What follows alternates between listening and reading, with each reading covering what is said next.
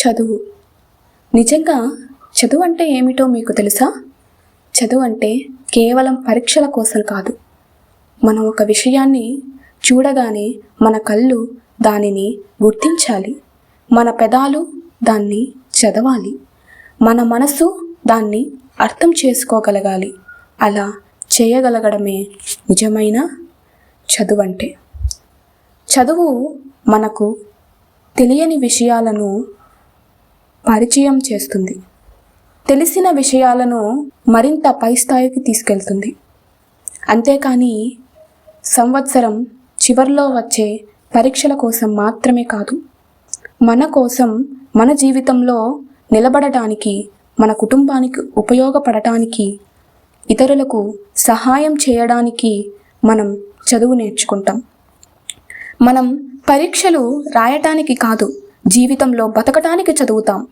జ్ఞానం పేపర్ వరకే పరిమితం కాదు, అది ప్రపంచాన్ని చుట్టేసే అనంతం. కాబట్టి చదువును పరీక్షల కోణంలో కాకుండా జీవిత భాగంగా చూడండి. Do you really know what education means? Education is not just for exams. When we see something, our eyes should recognize it, our lips should read it, and our mind should understand it.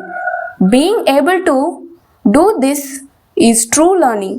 Education introduces us to things we don't know and takes what we already know to a higher level. It is not only for the exams that come at the end of the year. We learn for ourselves, to stand in life, to support our family, and to help others. We don't study just to write exams. We study to live in life. Knowledge is not limited to paper. It is endless and spreads across the world. So don't see education only from the exam point of view. So see it as a part of life. జ్ఞానాన్ని కేవలం పరీక్షల కోణంలోనే చూసేవారికి ఈ విషయం సంపూర్ణంగా అర్థమైతే చాలు. జ్ఞానం అన్నది మన కోసమే. స్కూల్కి వెళ్తే అక్కడున్న పరీక్షల కోసం కాదు. Thank you.